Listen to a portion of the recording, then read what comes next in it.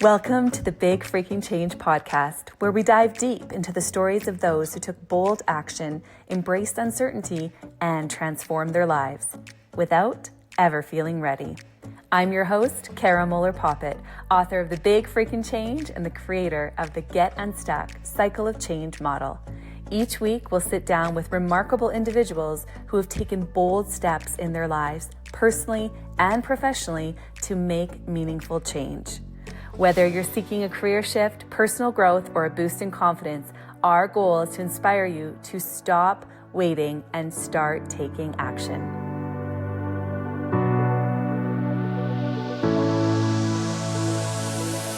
Hello, everyone, and welcome to our podcast, Big Freaking Change. I'm your host, Cara Moeller Poppitt, and I'm delighted to have Jon with us today, who's going to be sharing a lot about how he moved from attention to intention. He wrote an amazing book. I've heard him speak and do a keynote. He's an incredible person, and he has so much wisdom to offer us today. Thank you, Jon, for coming to the show today. Thanks for having me, Cara. So good to see you. Always good to see you. Yeah. This time we're not going to be dancing. We're just going to be talking. So you never know. We could. Yeah, true. Jon, for the audience, I'd love for you just to kind of share a little bit about yourself, your path, and how you arrived to where you are now. Wow. Okay. I'm going to give you the Cliff's Notes version as best as I can. So I live in Columbus, Ohio. I'm a husband to Michelle, and I have 3 beautiful kiddos, first and foremost. I actually just made a huge shift in my career. So this is top of mind and top of heart. So I'll and you know this, but I'll share with everybody. So I just left my 25-year corporate tech sales career literally on November 30th. So it's December 9th. So it's very, very fresh. I'm in week 2. So that's a big shift for me. But the background is, again, 25 years in corporate tech sales. Started on the ground floor. Honestly, did not take the job, my initial job, thinking I would go into sales. And it was one of those things that just my career progressed, and I did fairly well and was pretty good in front of customers. And it turned into a whole sales crazy career and eventually into leadership and that sort of thing. So, grew up in Cleveland, Ohio. So I live in Columbus, Ohio now, but I did about 6 years in Chicago. That's where the company I used to work for, CCC, is based. And I would say I'm just on this journey, I think, much like you are, of just learning and exploration and trying to figure out how to serve the world as best I can and serve my family and all that kind of thing. My faith is really important to me too. That's a big component of it. Wasn't always the case, by the way. That's been a journey in and of itself, probably a 5-hour podcast just to talk to you that. Yes. But yeah, it's such a privilege to meet you. I know we've known each other for a couple of years now, but I'm excited about all you're doing. I see that cool book cover behind you too. It looks amazing. Yes. Congratulations. I can't wait. June? Does it come out in June? June 17th. How excited are you? Yeah, I'm pretty excited, Jon. It's like your life's work. You know how it is when you write a book, right? It takes so much thought and preparation and then skill and refinement and really with the heart to serve people. And when we keep that lens, everything, will surface and come together, but it's in the process can be overwhelming and stressful and all of that. So I just finished signing off on my final changes, and I feel like I can breathe again, right? Congratulations. That's no joke to actually, it's one thing to say you're going to do it. It's a whole nother thing to actually finish it. So it's so you're true. Just getting started. Thank you, Jon. One thing I love about you is, you have the heart to serve. And I got to meet your incredible wife, Michelle, in New York City. And she's got such a nice light and energy. And you carry that as well. And that's what I notice about you is through your sales and through your leadership, I really see that you connect really well to people and you see people for who they are. So you're not just a surface conversation guy. You go to the heart of people and you see them and you pick up on things. Can you talk a little bit more about that gift? Because I know it's kind of a superpower of yours that's allowed you to build trust with people and really elevate your career as well. Yeah. Well, first off, thank you for saying that. That means a lot. I don't take that lightly. So thank you. Look, the journey of life is, I found I think C.S. Lewis has this quote that life is full of blessings and battles. And I take that approach to everything. So if you can, it's like this whole reframe of whatever happens, how do you use it to inform whatever's next? And sometimes it's really bad stuff and hard stuff, but you can still leverage that for good.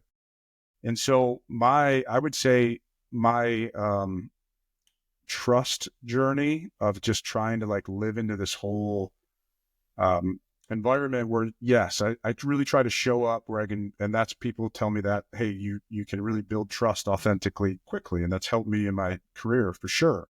And I grew up playing sports.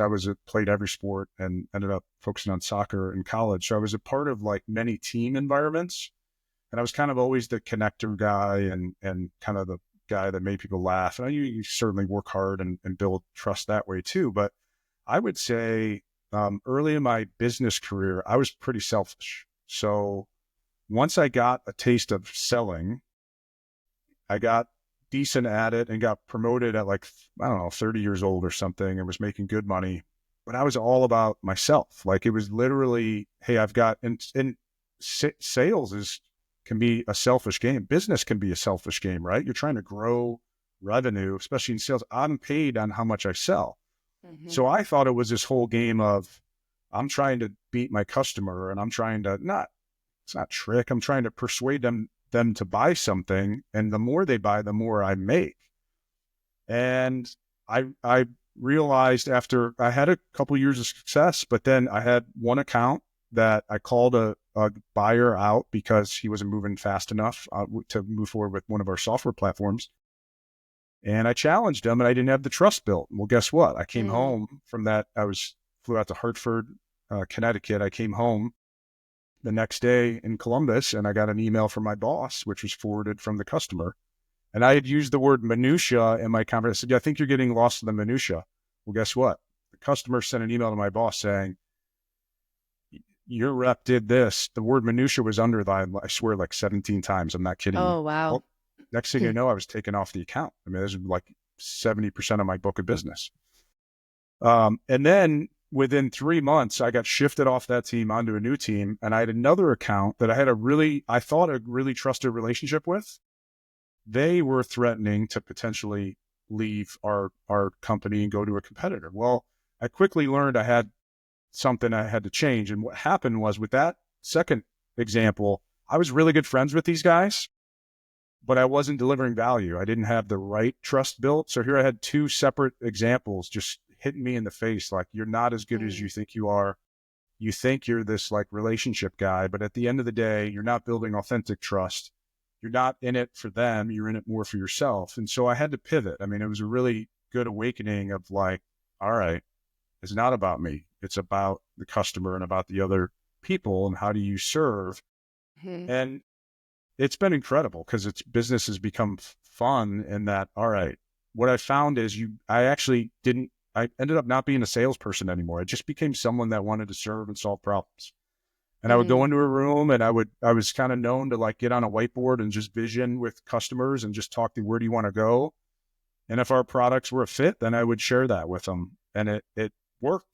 And then all of a sudden it's okay, this guy knows what he's doing. And I got promoted and then I led a team. And so anyway, that's kind of the gist of it. It's been a journey, and the work never ends either, right? Like I know I'm one mindset shift away from being that selfish guy again. So I try to do my best to stay humble and present. And it's just, I pinch myself because it's, I get to do this work for a living. And then the book's a lot about just that journey and that process of trying, frankly, to find myself and find the real purpose. And I'll go back to what I said, like so many lessons in the messes, if that makes sense. Like, oh my gosh, like we can learn so much if we just take the right approach to the hard things and we use them for good. There's so many learnings.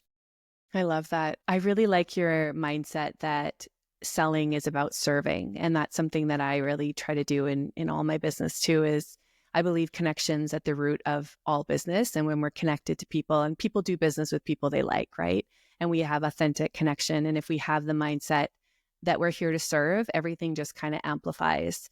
So I love that you've taken that approach. And I've read your book, and it was awesome just to watch someone change from, what's typical in sales to let's get to the heart and let's help people. And then your journey on all the things that you learned about yourself and your areas of growth. And we're always on this journey to grow, right? We're never going to have all the answers.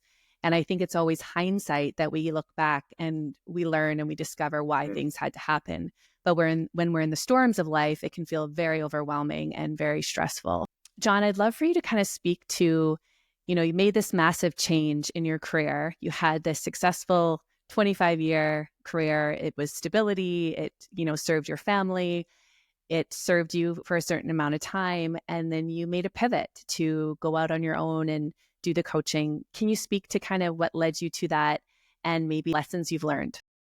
Yeah. So this is many, many years in the making. It wasn't an impulsive decision by any stretch. So when I shared a little bit about my pivot, right, to be more of the servant leader type salesperson, but as part of that, I was able to, I was literally almost fired, right? I probably should have been. And thankfully I had a sales leader reach out and say, look, I believe in you. I want you to reinvent yourself. And I've got to share this really quick. And some of the story, I think, from other conversations, but with that selfishness was, I don't think I was inherently a selfish person, but I was dealing with a bunch of mental health stuff. So when I was a collegiate soccer player, my career did not go like I wanted it to. I was hoping to be a professional player, and I basically struggled in school. And at that level, when you become somewhat of a head case, from dance, right? Like if you're overthinking stuff, you can't perform the way you want to or should. And so I got to the point where I could barely even cross a soccer ball, which is really kind of my specialty.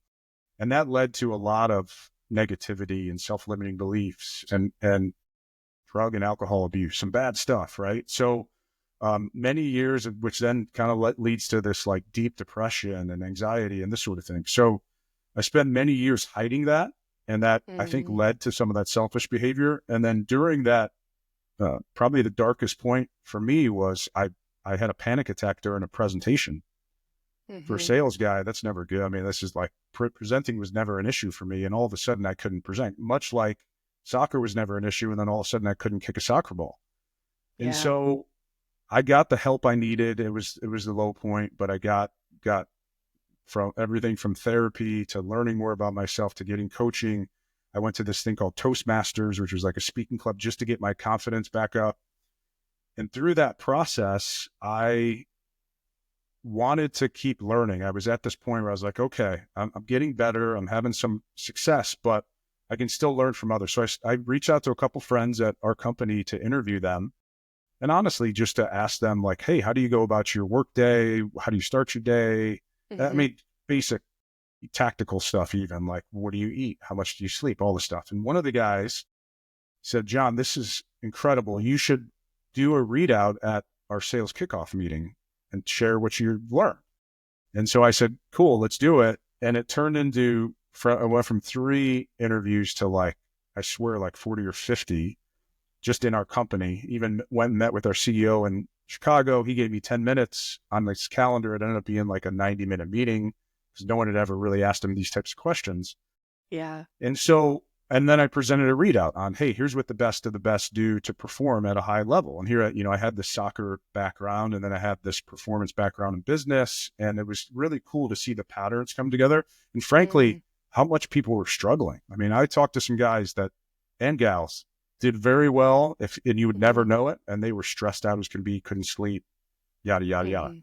And so the seeds were planted. That was 2015. And from there, I wanted to dive more into that work. So I started interviewing people. I did a video podcast, and then I got really curious and then started speaking more.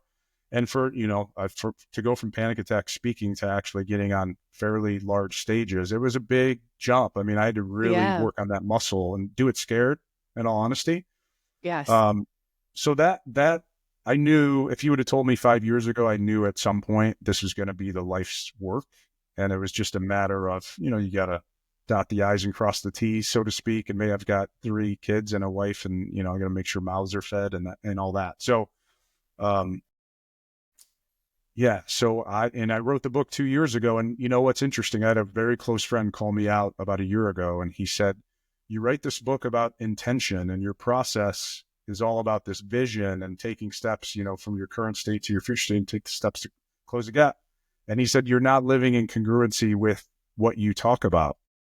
Why are Wow. you still at CCC? And I mean, it hit me good. It was I'm so happy and blessed I had this conversation. And Yeah. that's not the only one. There was more thinking and all that. So anyway, it's been a process, but yeah, I Yeah. finally decided to take the leap, and I know it's not going to be without challenges, right? But yeah, 10 days in. Ask Good me in for a month how you. I'm doing. Yeah, well, I will check in. I will check in yeah, on yeah, yeah. you. Something you mentioned was the mindset and how, you have to kind of change your mindset and to receive different results. And going from panic attacks and then speaking on stages, that's huge transformation. And when I heard you speak, I would have never known. And I really admire that you've shared that vulnerability. Stats will show that you mentioned that, all these people were struggling and had no idea. Stats right now by Oracle and Workplace Intelligence states that 75% of people are feeling stuck personally or professionally, and 85% of people have low self-confidence.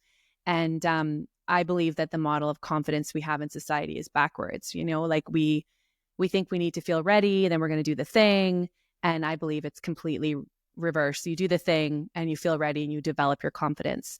Can you speak a little bit to the notion of confidence for you as a man who's leading a sales force? You get a panic attack. Obviously, that would have been really hard on your confidence. And then you have to rebuild yourself. And now you speak and you give people this incredible permission to be seen and to be vulnerable because you lead with that. And, when your friend called you out to say you're not congruent, it's all of our work, right? We never get to the destination point where we're perfect. And you have the intention, you have your path, and you're going to keep getting closer and closer. And I think that's kind of a myth with people.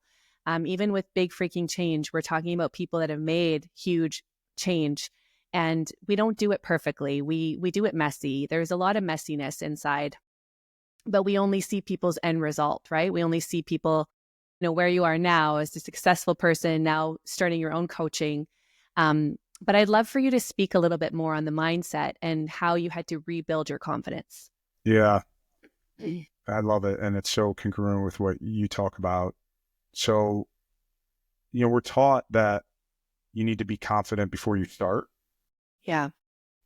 But I believe action is what breeds confidence, and imperfect action and Yes. uncomfortable, right? So Yeah. I'll give you, the example of my speaking career was I had panic attack at, I don't know, I forget the date, probably 2011-ish. Mm-hmm. I was kind of at this breaking point personally. That was part of it. And started to make my way back. Went to Toastmasters every Thursday morning for like 2 years. And I remember the first one I went to at Toastmasters that you just do a bio and you can have a note card. So I had a note card and I'm like shaking. I mean, I was a speech champion in my freshman year of high school. So like speaking was not a problem. And by the way, that's part of the story because I never worked at it because I thought I was really good, too good to have to do the work. So I built my muscle and my confidence by showing up over those 2 years. And I still had my business career to rebuild. So I would just slowly but surely start, I went from kind of hiding in the back of the room, which isn't, again, good for a career to, all right, I'm just going to step into this a little bit more. But I started to take every opportunity I could to speak. So it was like, I do some work with a charity in town and I had the chance to run their golf outing. So I emceed the golf outing. And that was like one thing. Toastmasters, again, was a good thing, not just for speaking, but it teaches you how to run meetings and do different things. So I would just take every rep I could just to keep going. I spoke at a conference in 2014 to like 2,000 people, so scared to do it. And it was just a couple minutes on stage, but pretty wild to be in front of that many people. And I learned to do it scared. And I would say that's probably my biggest advice I give to so many people. Now, do it scared and do it uncomfortable. Yeah. And good things will happen. You'll be surprised. Like I just had someone from CCC, former company, reach out to me this week because late last week, because she's a younger customer success manager was the name of the title. But anyway, they have to do this presentation tomorrow in Chicago. She's freaking out, and she heard me speak about this last year. So she reached out and was like, "Hey, can you help me?" So I got on a Yeah. call with her and she's like, I'm so scared. Like I'm so nervous. And last year, apparently she like didn't even she did it virtually, like last minute wouldn't be in the room. It's intimidating. You're in a room with Yeah. 50 of your colleagues. It's a big deal. And I just talked to her what we learned in heroic public speaking. It's not about you. It's about the audience. What do you want the audience? So I got her out of her own head. And what do you want the audience to feel? And it was really hard for her to like actually articulate that. And she started with, I want them to think, that this was a good project and I'm like, no. What do you want them to feel? And she Mm-hmm. finally got a couple layers deep and was like, I want them to be excited. I want them to be, inspired by this message. And it's just amazing. And all the training you go through and I never knew that. I know. And that changed the game for me in speaking of like, it's about the audience. It's about that one person whose heart and mind I can change. And that changes everything when you can get out of your own head. And it doesn't mean you're not going to still overthink things at times, but wow, that's a thing. And then the other piece I'd say too is I flipped nerves. I stopped saying it out loud. I'm nervous. And I changed it to Yes. I'm excited. I'm excited. Yeah. Yeah. And so it's just like, of course before you go and dance, before you go and speak, of course you're nervous. You get the butterflies, of course, because you care. Yes. But how do you fuel that for the performance? And there's a whole nother thing on preparation that leads to you being comfortable with the performance. You just let it fly. Mm-hmm. I love that. It's really fascinating, and science shows that the same physiological responses in our body when we're scared and when we're excited. And so I always tell my dancers when they say, I'm so nervous, I say, yes, you're so excited. You're so excited. And we There you we go. prepare ourselves. And even before I speak, I do tapping. I do the EFT tapping where Oh, do you really? Yeah. oh yeah, I'm so intentional about getting out of my head and get into my Sure. body so that I can perform and be present. And I believe the best speakers, and this is a trait you have naturally, is presence, right? When we are comfortable in any role, actually, not even just speaking, but in any role, when we're serving people, if we are present, we can connect and we can share and shine bright, Yeah. and we can connect on a deeper level. Yeah. Yeah. Yeah. The presence thing is huge. That is like, oh my gosh. I mean, it's so hard now. We've got these things, right? It's like to be present with like these constant distractions coming at us. I mean, it is Yes. really a challenging environment, but that's what I found in the sales world. Like the more a customer felt seen and heard and like you really Mm-hmm. are there with them, you can move mountains. Totally. What do you think most men need to know about confidence and courage right now? Like from the work that you've done and the connections you've made, I think it's more prevalent in females, and females are talking about it more. And females are more prone to having lower self-confidence. And we're not sure if it was just how we were raised, or if it's biological as well. But there's this caregiving nature for all of us that we want to take care of people. We want to do a good job. And in so, sometimes our self-confidence is lower. But Yeah. I believe it's a huge issue for men too. And we just really haven't talked about that. Can you speak Yeah. to that a bit? Yeah. Gosh. I mean, it's funny because some people in the business world say, wow, you really share a lot. Right. So I put it all out there. I'm not afraid to do it. But that was a process to get to the point where I felt like I could actually have the courage to be vulnerable. But I Yes. think I had an executive after a talk I gave a couple of years ago pull me aside and he said, look, vulnerability is a superpower in business. And Mm-hmm. so this is kind of early on in my speaking career, a guy I Mm-hmm. respected a ton. And I'm like, this is it. Like, yes, he's so spot on. Like for guys, we're taught to never let anybody see us sweat, like to be Yes. emotional as a guy. Like for me, when I go back to my college soccer career, I was dealing with all this crap. And I had like guys I'm still best friends with today. I was too afraid to talk to anybody. I was afraid to admit weakness, that I was struggling. And so you stuff it all down. I think of it like garbage, right? Like if you don't take out your garbage, it gets all Mm-hmm. stinky. And that's why the trash companies, at least here in the States, they come every week. I'm sure they do in Canada too. Yeah. But that's for a reason. It's because you got to get rid of your trash. And like as human beings, as guys, we have to have outlets to get rid of our emotional and personal, trash. Not that it's all bad, but it's like, Mm-hmm. yeah, I don't know. I mean, guys have to be okay not being okay, if that makes Yeah. sense. And there's a huge 100%. stigma. huge stigma around mental health, right? I mean, Hmm. my dad dealt with some stuff. He's old school, came from to the States when he was 6 from Italy, like old school Italian guy, very proud. And like, it's just kind of how people are brought up. You don't, it's like this macho man thing or whatever. And I call BS on it. I think it's crap. I think we got to be willing to, and that, whether that's professional help, whether that's going to talk to a friend, but just having Hmm. some type of outlet to let your emotional baggage out, it's a Yeah. game changer. And I would argue for teams, I'm Hmm. big, was big with my sales team that I had, and I'll continue to be with anybody I work with, as far as like having that trusted environment where people can Hmm. share stuff. It's amazing how people will bond together when you have that environment, and Yeah. then the team will actually move mountains and work in incredibly high performing ways when they're allowed to be vulnerable. It's so It's true. insane. It's so true. And I think it's this conversation that we need to have for men and women, but definitely for men as well, because you are taught to be strong and brave and, suck it up. And women are taught, be safe. It's better safe than sorry. And the relationship that we have for our emotional well being needs to change as well. Um, in my book, Big Freaking Change, we talk about the dimensions of wellness and how when we change in one area of our life, it will often create a lot of change in other areas, with mindset being one of them. And our emotional well-being is so important. And I think now more than ever, coming out of COVID and all of our changes and kind of, our life got shook upside down, people reevaluate and we move forward.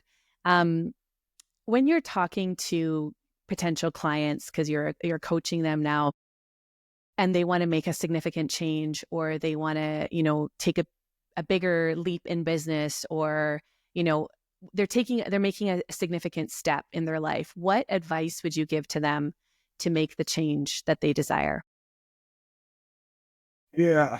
So it's probably multifaceted. I would say figure out the why, Mm, right? So whether that's journaling or talking to people or whatever that is for the person to actually understand. And I think hmm. it comes back to an awareness too of one, the why, but then where do you want to go? Right. So Yeah. I think a lot of people don't think about that. Like, where do I see this going in the next 90 days to a year or to 5 years to 10 years to even 25 years? Actually, one of the most powerful things I've ever done was in a workshop. They had us think about our 80th birthday party and Oh, I map love out and that. actually like write out what people said about you and Oh, how that that's made you good. feel. I mean, it was one of the most powerful things ever. And then that can kind of become the North Star, right? Of like where you want to head. And then I think if there's some incongruency in where you are today and where you want to go, that's how I made my decision. I knew, Mm, look, I could have stayed in corporate America and played it safe and the next 10 years ridden this out and been great and right off into the sunset. But money wasn't gonna buy this significance, if I can use that word, of just like being able to impact the world at scale. I knew that's what I wanted to do. And I knew my kids were watching me. And by the yeah. way, I brought my kids in on this decision. Michelle, who you've met, she was very encouraging, way more Hmm. encouraging than I was even. Like, what do you do? What are you waiting for? Go. We've got Yeah. your, I mean, it's huge to have that backing, right? So, and then you just got to go. It's what you say, right? Stop waiting in Hmm. the wings. Like, I'm learning Yeah. that now. I probably talked to you about this in the last year. Like, Hmm. definitely fears around making this shift. I knew I was going to make it, but I can tell you it is the best thing. I woke up Yeah. last Monday morning and felt so free. And not that Yeah. anything was wrong with the company before. It was just, I knew it wasn't, it was time for me. It was a great 25 years, but it was time for me to move on and Yes. have a different type of impact.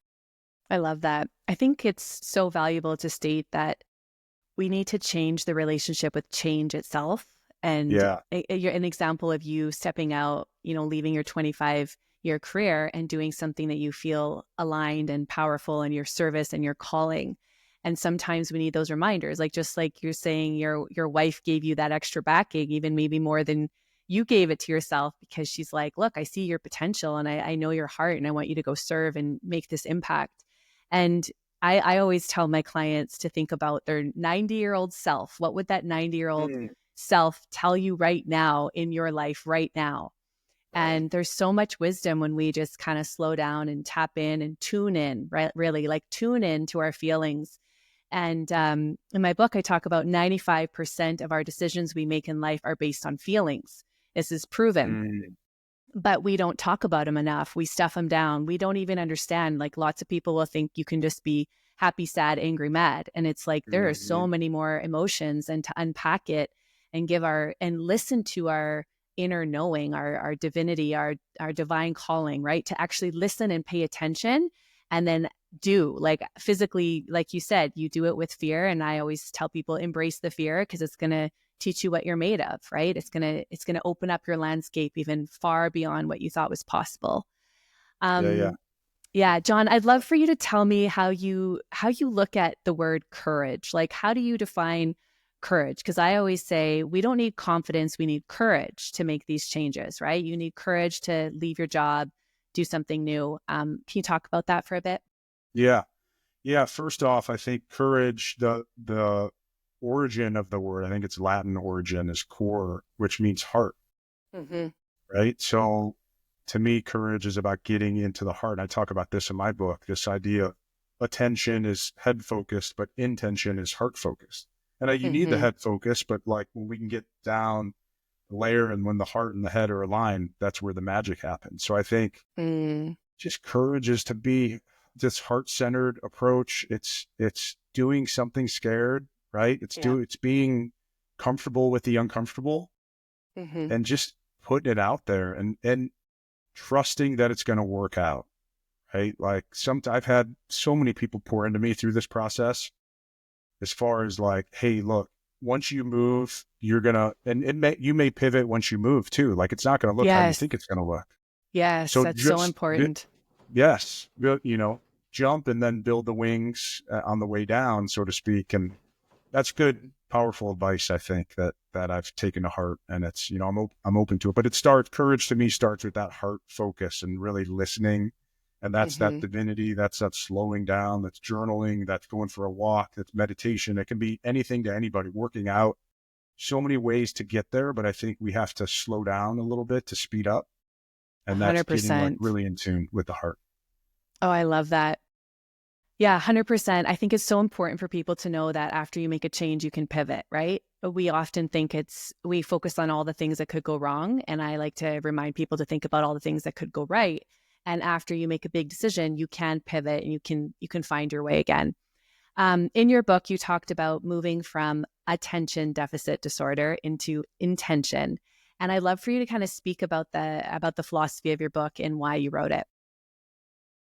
Yeah, so intention deficit disorder is an interesting term. Not many people have ever heard about it because we always hear about attention deficit disorder. And I have someone in my family that has ADHD pretty significantly. So I've done the research in that space. And actually, when I was writing the book, I was very deeply going down that path to try to help this family Hmm. member. Um, and I heard intention deficit disorder from a friend of mine, a doctor, and I was blown away by it. And I'm like, that's it. That's what we all suffer with, right? We all Yeah. are here and we want to get here, and we all struggle with closing the gap. And so Hmm. for my journey that I've thankfully been able to figure out a few things, not perfectly, right? I don't have every answer, but I've done a ton of work in this space to try and figure it out for myself. And then I've coached other people. I've worked with other companies. I've worked with my sales team, and I've seen so many patterns. And I know that in being intentional, and it's just little bit of progress every single day, focusing Hmm. on just whatever I call them cornerstone habits, Yeah. right? That are like rituals that really put you in a position to succeed and serve, because it's Yeah. both and there. That to me, and I honestly don't think it's as hard as we all think it is. I think it's being very purpose driven, really understanding yourself. So having the awareness, and then just Hmm. not trying to boil the ocean. It's really just, what's the one thing I can control and do today that's going to get me a little bit better, right? I And love then can I that. show up Hmm. again and do it tomorrow? Like, okay, so for a dancer, I'm sure you coach your dancers.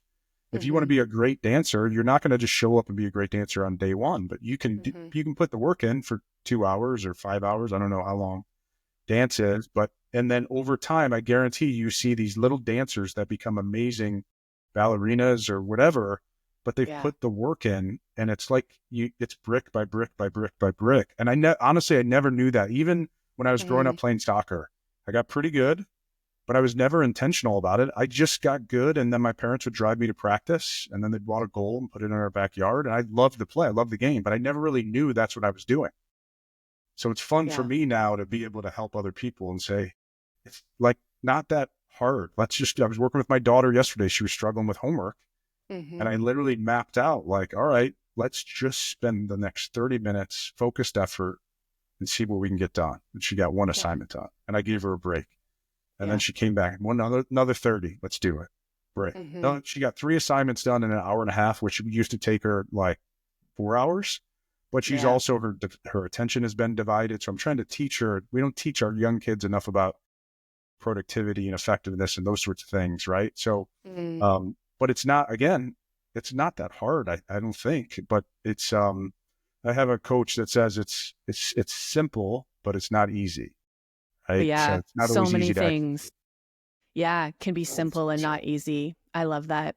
It's so true when we're talking about making massive change in our life that a lot of people go too big, too fast, too soon. And then we go into relapse. And so even with your daughter, focusing on small actionable items of like, okay, let's do 30 minutes. Let's get this done. Let's focus. Let's not worry about the other two assignments. Let's be here and be here now is such a good reminder for all of us that when we hit overwhelm, our brain can't even decipher the information and we just go into procrastination. And, it's like this vicious circle. So sometimes you got to like stop, get into your body. You need a coach, you need a guide to go, okay, let's do this and then this and then this because people can see the path.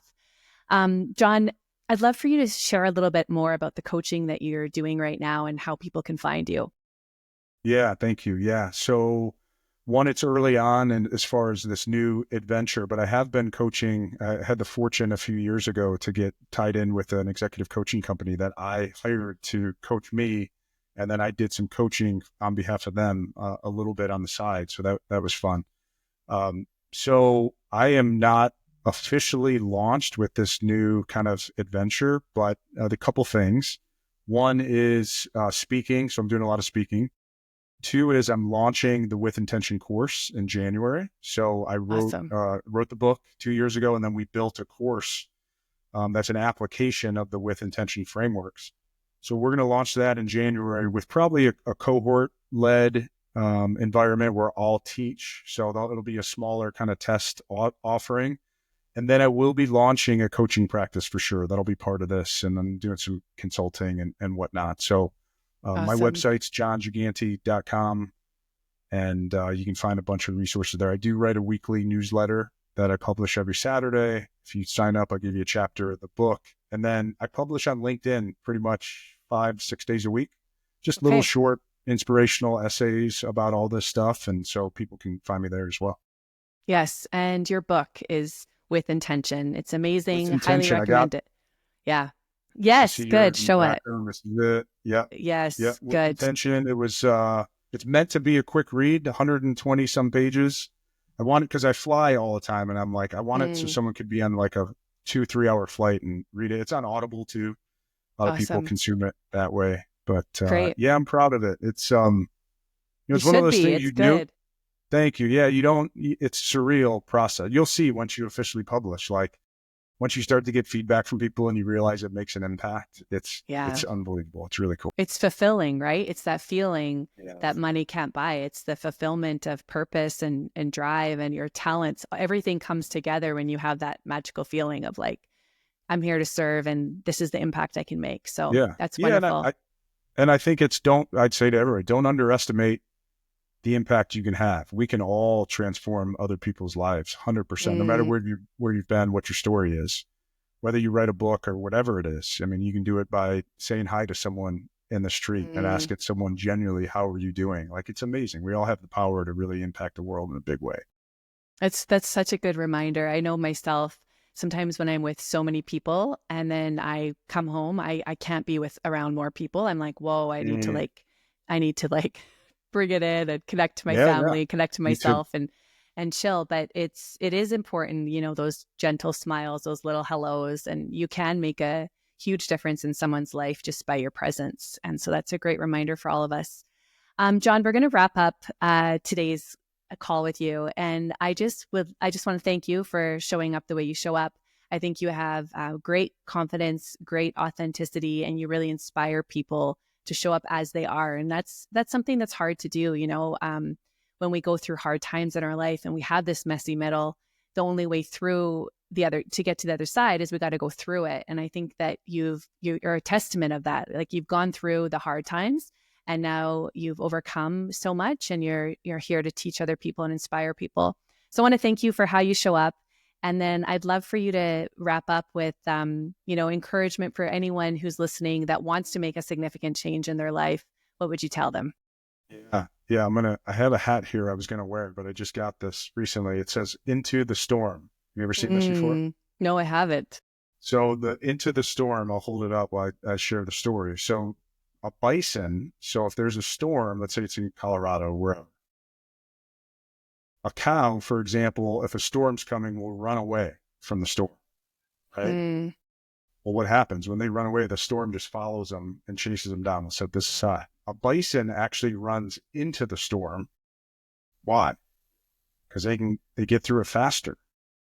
Wow. And I think it's a fascinating metaphor for life. Like, how do we all embrace this bison mindset? When the storm comes in life, right? When hard things come, I used to run away from it. I was so scared of everything, scared of failure. And I never wanted to let anybody see me sweat.